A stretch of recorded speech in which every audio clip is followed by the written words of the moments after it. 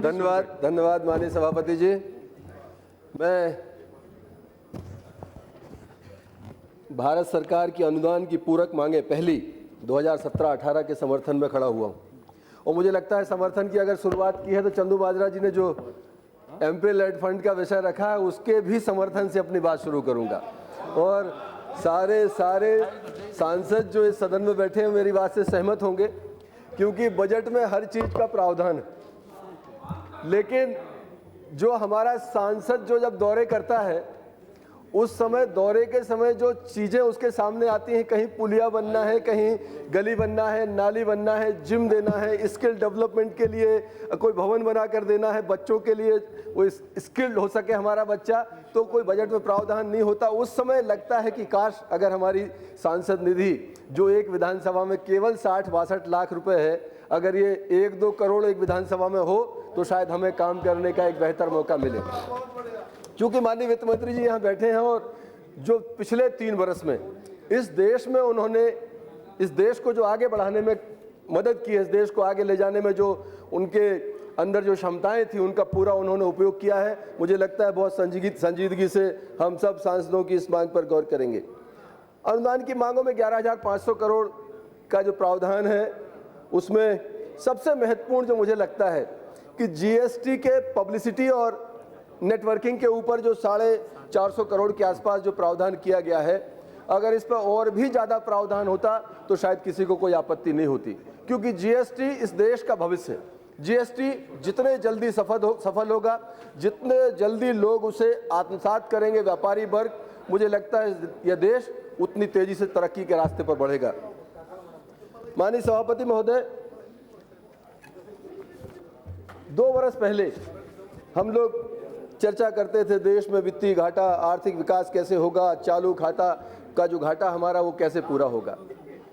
लेकिन इन 3 सालों में माननीय मंत्री जी ने और हमारी सरकार की कार्यशैली ने इस देश को एक प्रगति के रास्ते पर डालने का काम किया है और जो पूरा बजट हमारा वित्तीय घाटे और आर्थिक विकास दर इसको कैसे बढ़ाया जाए इसकी उधेड़-बुन में जो लगा रहता था उससे मुक्ति दी है और देश हमारा आज सही प्रगति के रास्ते पर आगे बढ़ने के लिए आगे बढ़ा है।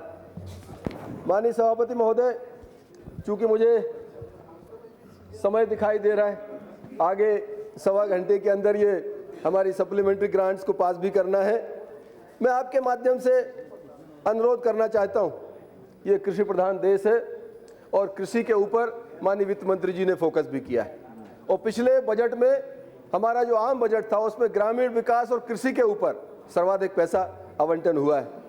मैं आपसे अनुरोध करना चाहता हूं, चूंकि मैं किसानी क्षेत्र से आता हूं, खुद भी कृषक परिवार से जुड़ा हूं। इस देश में जब भी अनाज के दाम बढ़ते हैं, मीडिया से लेकर इस सदन तक में महंगाई की चर्चा होती है। जब अनाज के दाम महंगे होते हैं तभी महंगाई की चर्चा क्यों होती है? हिंदुस्तान में कितना ही हम कम कर लें तब भी 65% आबादी किसानों की है। हिंदुस्तान के अंदर 10% हमारा कर्मचारी है, किसी न किसी या तो स्टेट गवर्नमेंट में है या भारत सरकार में है या प्राइवेट सेक्टर के अंदर काम कर रहा है। 25% लोग बीपीएल में कवर हैं, जिनको खाने की, पढ़ने की, रहने की, मकान की सारी चिंता सरकारें करती हैं।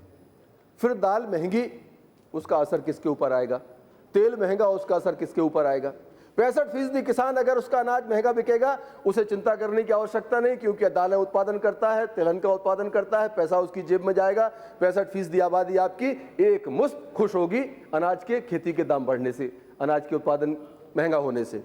कर्मचारियों को फर्क पड़ता नहीं। 7th पे कमीशन के बाद मुझे लगता है जो पैसा इस देश के कर्मचारियों को मिला है 7th पे कमीशन के बाद हमारी सरकार ने दिया है, उसके बाद कोई कर्मचारी अनाज की महंगाई से उसके जीवन पर, उसके परिवार के भरण पोषण पर कोई फर्क नहीं पड़ता। इसलिए मैं आपसे आग्रह करना चाहता हूं कि एमएसपी हमारी कम से कम ऐसी हो। आपने अच्छा किया, पहले से बेहतर हुई है, हमारे दलहन 5000 के ऊपर आप लेकर गए, लेकिन सिस्टम कुछ ऐसा है कि देश के उत्पादन पर नजर रखने की आवश्यकता है।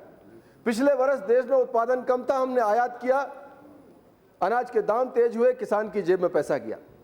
लेकिन हमारे इस साल में अनाज का उत्पादन अच्छा हो गया, आयात भी हुआ, अनाज के दाम नीचे चले गए। आप कल्पना करिए, जो चना हमने 8,000-9,000 रुपए क्विंटल में बेचा, वो किसान इस बार 4,000-4,200 रुपये बेचने मजबूर हो रहा है।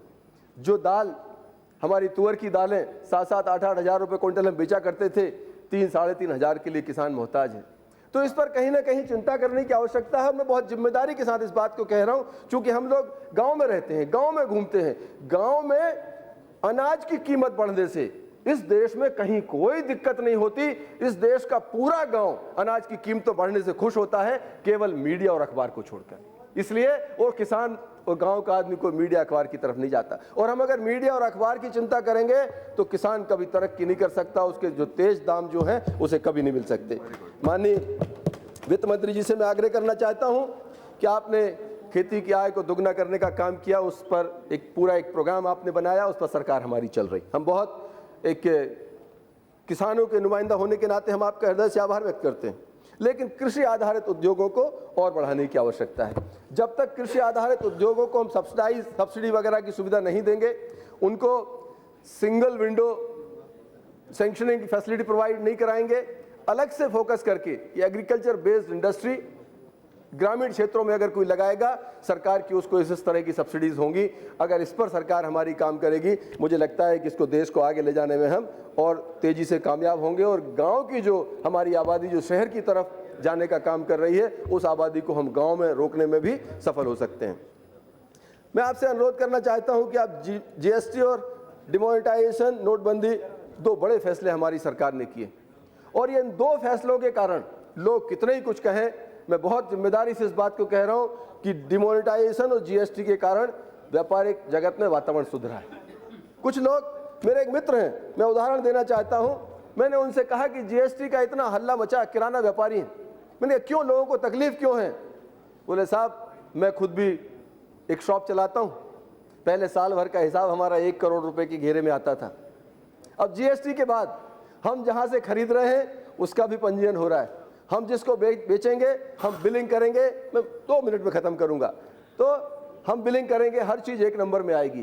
पहले हम 1 करोड़ का हिसाब देते थे हमारे, लेकिन बिक्री होती थी 10 करोड़ की, अब हमें 10 करोड़ का हिसाब देना पड़ेगा। तो कीमतों में भी दाम भी नीचे आएंगे, साथ ही सरकार की जो खजाने में पैसा जाएगा, और वो पैसा जीएसटी के या दूसरे करों के माध्यम से जो आता है, वो पैसा अंतोगत्वा कहीं ना कहीं हमारे समाज के, देश की तरक्की के काम आता है। ये दो बड़े निर्णय हैं, पूरा देश आपके साथ है, और हर बड़े निर्णय में जिसमें देश तरक्की करेगा, ये देश आपके पीछे काम करेगा।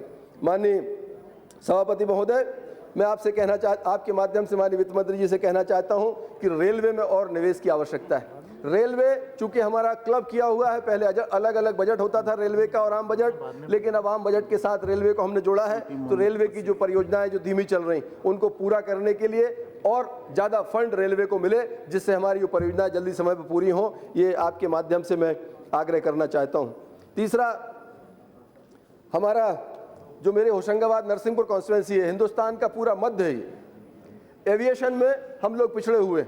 जबलपुर एक हमारा एयरपोर्ट है, एक एयरपोर्ट भोपाल है, एक नागपुर है, बीच के कई सैकड़ों किलोमीटर में कोई हवाई सुविधा नहीं है। मेरा आपके माध्यम से सभापति महोदय, माननीय वित्त मंत्री जी से एक अनुरोध है कि नरसिंहपुर जिले को एविएशन के अंदर उसके नक्शे में शामिल करके एक छोटा एयरपोर्ट बनाने की भी मैं आपके माध्यम से मांग रखता हूँ।